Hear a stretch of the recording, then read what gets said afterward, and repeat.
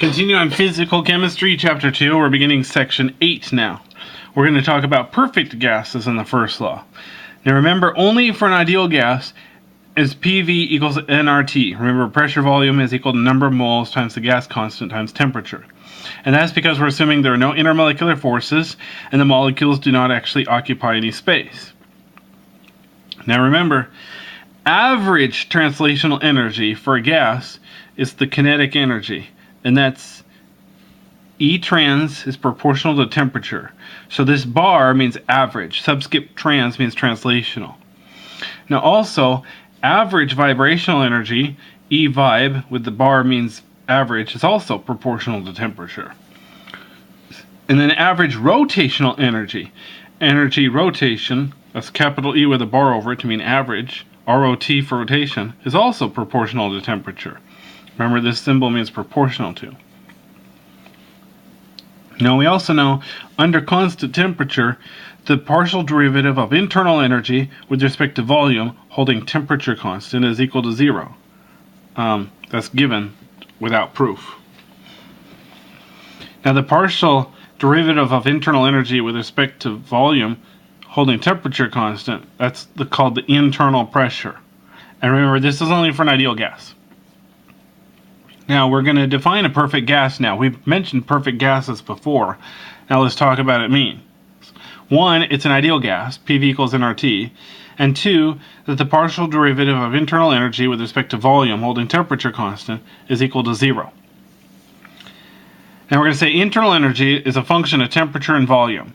Now this is for a closed system, even a real gas. We're also going to say internal energy is a function of just temperature for a perfect gas. Now, since the heat capacity constant volume is equal to the partial derivative of internal energy with respect to temperature holding volume constant, then we can say having the constant volume is redundant. So we'll say the heat capacity constant volume is just the derivative of internal energy with respect to temperature. This is for a perfect gas, since with a perfect gas, we only have to worry about that one variable. So just multiplying by dt, we get the differential of internal energy is equal to the heat capacity constant volume times the differential of temperature. And remember, this only works because it's a perfect gas. But the heat capacity constant volume, we usually know that. You can find that experimentally.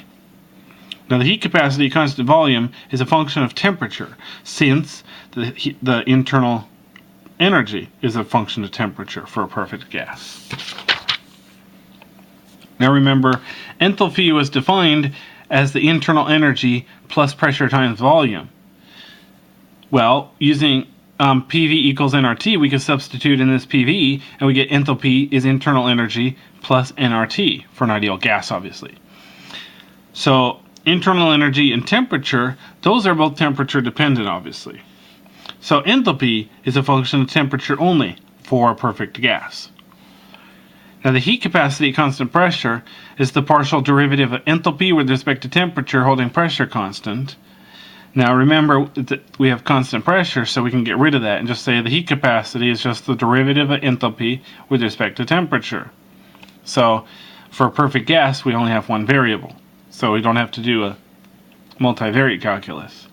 So again, multiplying by dt, we get the differential enthalpy is equal to the heat capacity at constant pressure times the differential of temperature, but only for a perfect gas.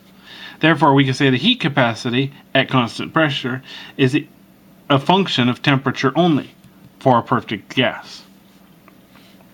Now, remember what we did before. We had the heat capacity at constant pressure minus the heat capacity constant volume, and we said they're not equal to 0.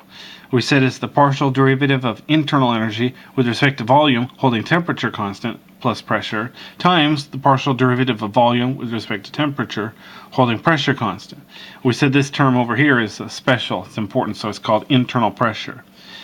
Now, internal pressure is equal to 0 for a perfect gas because it's based on the inner...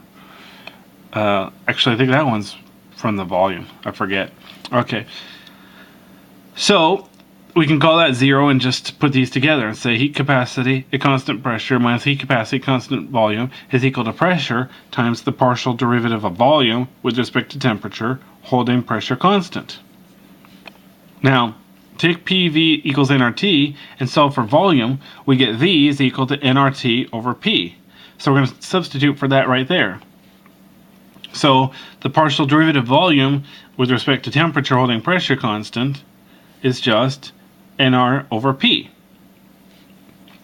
So we get Cp, the heat capacity at constant pressure, minus the heat capacity at constant volume, is equal to P times nR over P. The P's cancel out, so it's just nR. So remember, N is the number of moles, so this is obviously an extensive quantity, and R is just the gas constant, 8.314 joules per mole per Kelvin.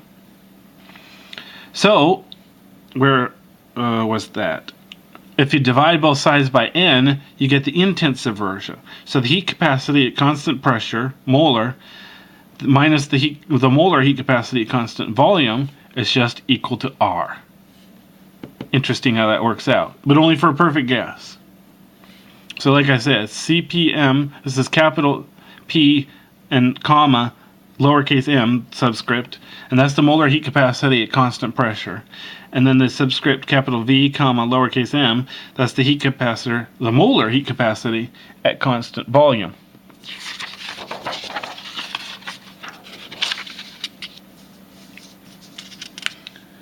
Now the partial derivative of internal energy with respect to volume holding temperature constant is equal to minus the heat capacity at constant volume times mu j.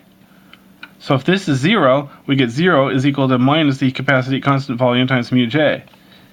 Now we know the heat capacity can't be 0, even at constant volume. Therefore, mu j must be 0, for a perfect gas anyway, not for a real gas, remember.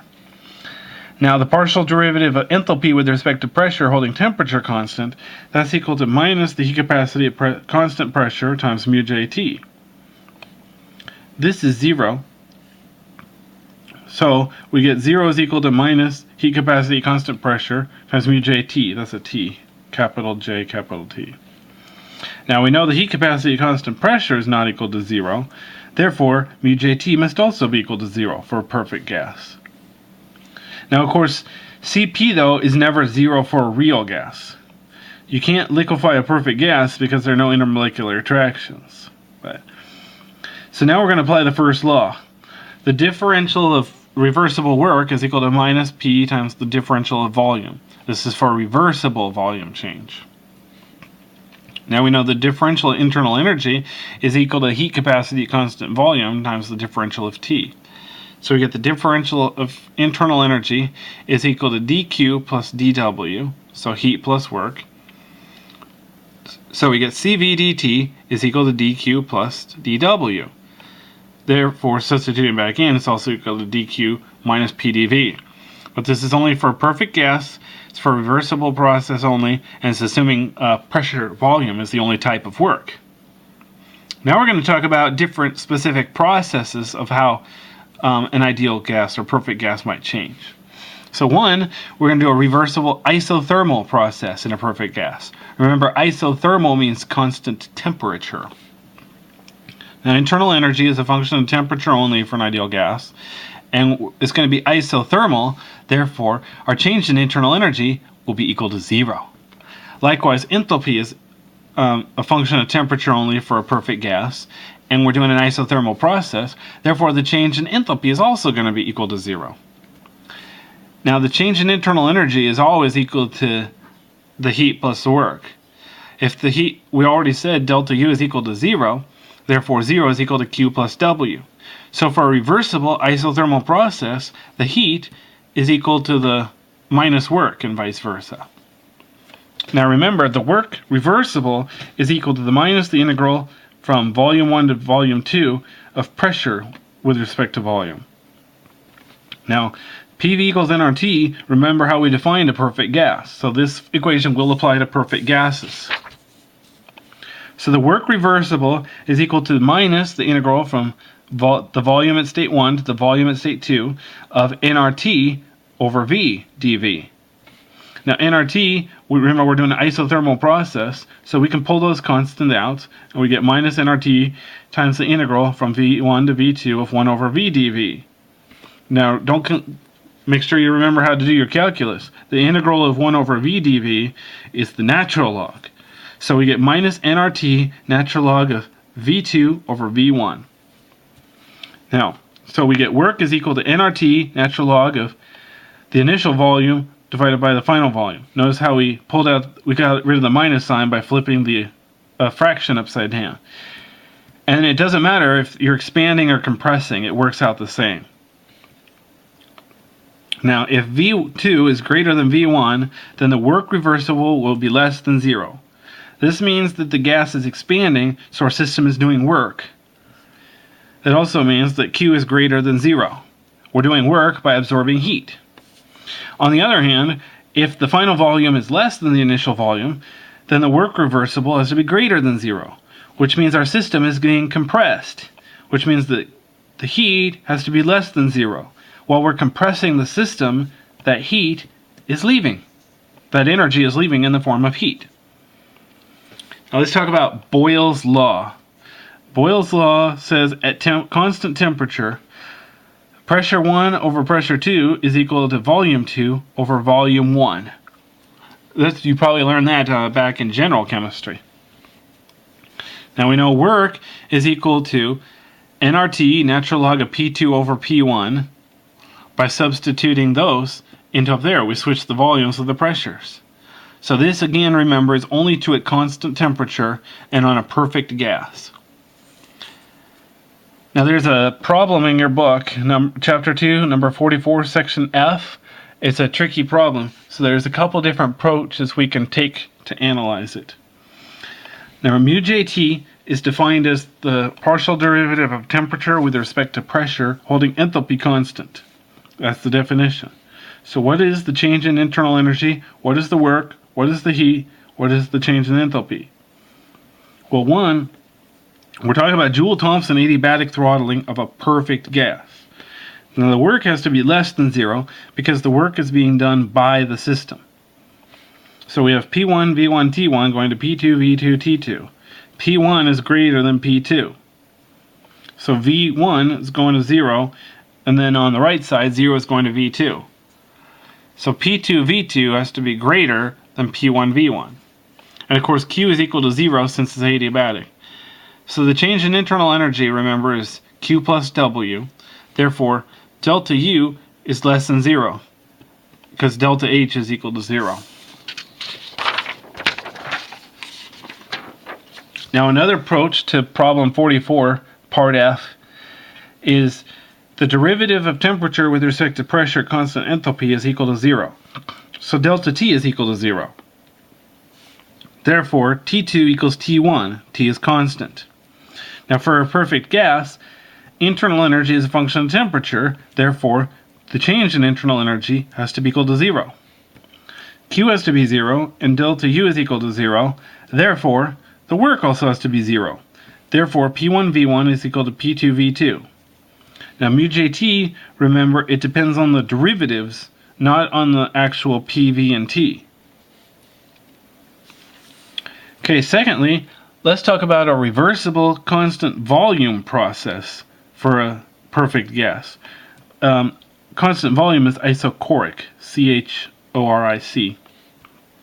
Now, capital V is constant, the volume is constant, so the differential of volume is equal to 0. Therefore, work is equal to 0. So the reversible work is equal to 0.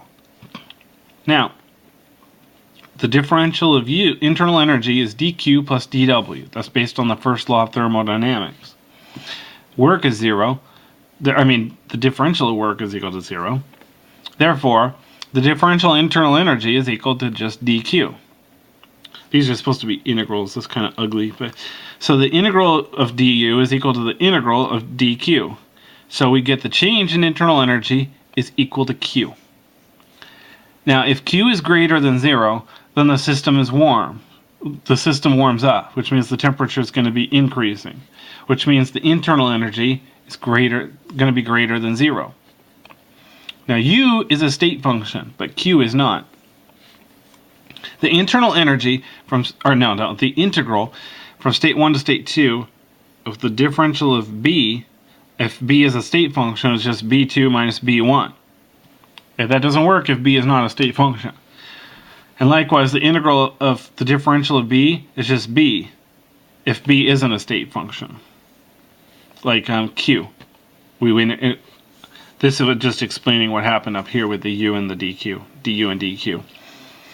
Now the differential of U is equal to heat capacity at constant volume times the differential of temperature.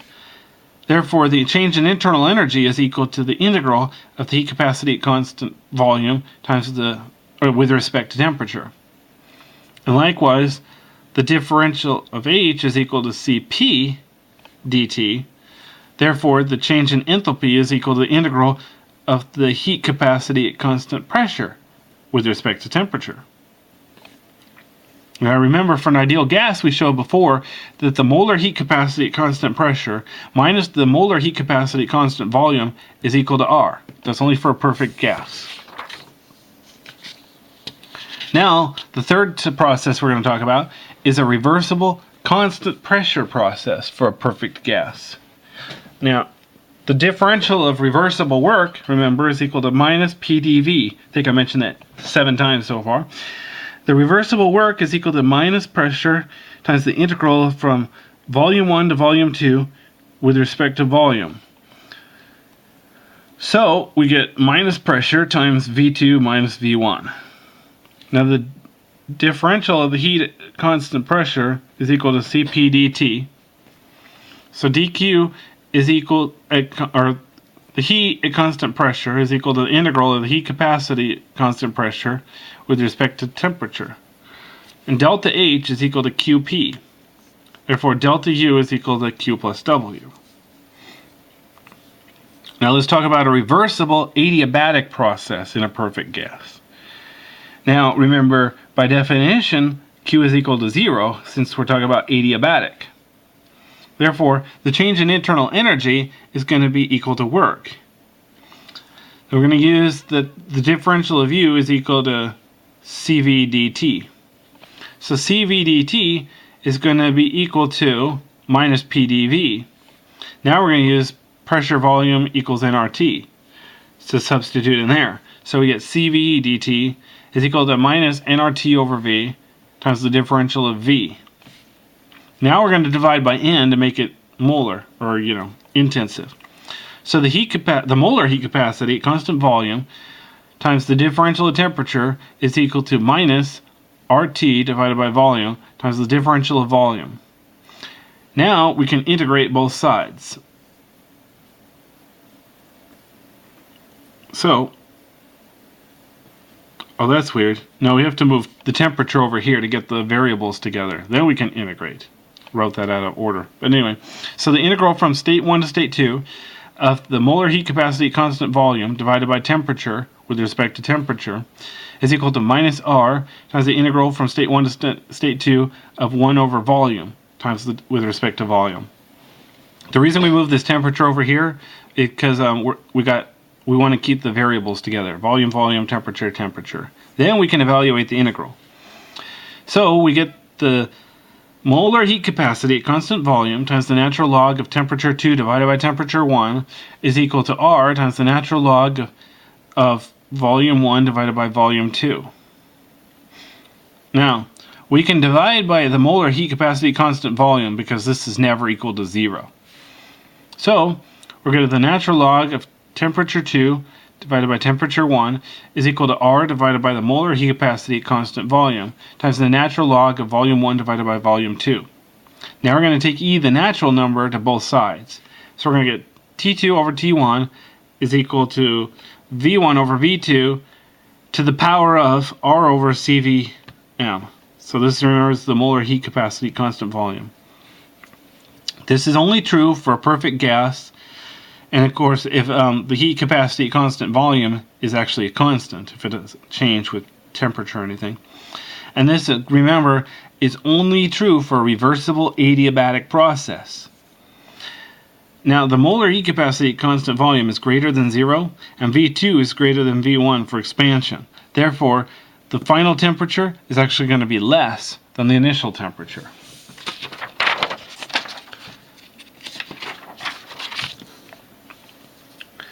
Now, for a perfect gas, so we get P1 V1 over T1 is equal to P2 V2 over T2. So we're going to put the temperatures on one side, so we get T2 over T1 is equal to P2 V2 over P1 V1. So that substituting in, we're going to have V1 over V2 to the R over CVM, and that's going to be V1 to the R over CVM divided by V2 over R to the C over the molar heat capacity at constant volume. Now let's assume for a bit that the molar heat capacity at constant volume is constant. Then we get P1 V1 to the power of R over CVM plus 1 is equal to P2 times V2 to the power of R plus CVM plus 1. I didn't really show very well why that is, but it's because R over CVM plus 1 is equal to R over CVM plus CVM over CVM. Therefore, we get CPM over CVM. Now we're going to define gamma. Kind of looks like a Y or a backwards lambda, but gamma is going to be the molar heat capacity at constant pressure divided by the molar heat capacity at constant volume. That's also going to be equal to just the heat capacity at constant pressure divided by the heat capacity at constant volume. So gamma is also the heat capacity ratio. Now, so we're going to P1 times V1 to the gamma is equal to P2 V2 to the gamma. So here's a graph of pressure versus volume. As you can see, with increasing volume, the pressure goes down. If it's isothermal, it goes down this fast.